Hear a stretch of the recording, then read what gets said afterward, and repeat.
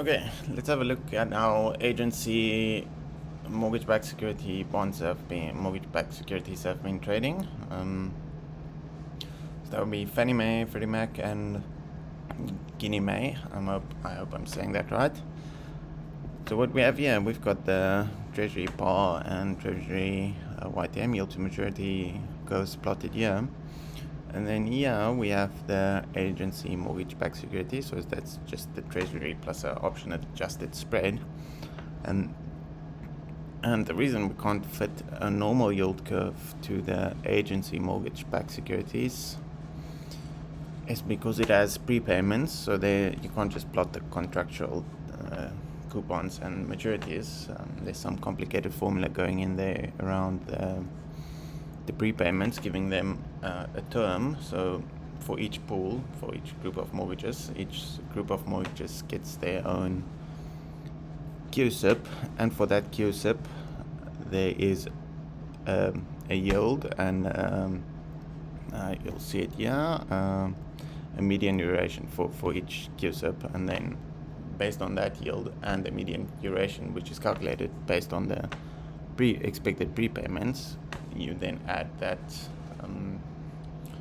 you get a yield, and then you plot that for that specific mean term. You plot that against the Treasury, and that gives you the mortgage, but the point on the MBS curve. So yeah, if you want to see how so this is all on the Atlantis Data Solutions website. I'll share a link to that.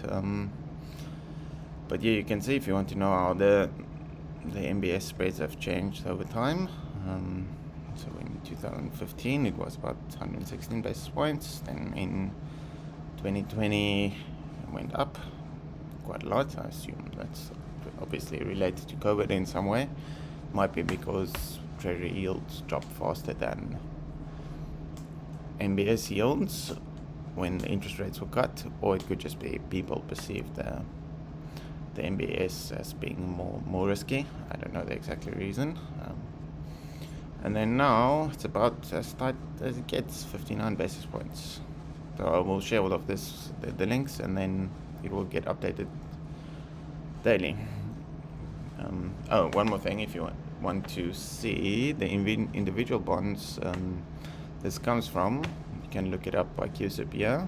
So if you know the actual QSIPs, you can type that in, or you can just, let's make it just the agency ones. So if you wanna, let's order it here let's get the longest maturity one, only the agency ones. So this looks like a Fannie Mae 40-year one.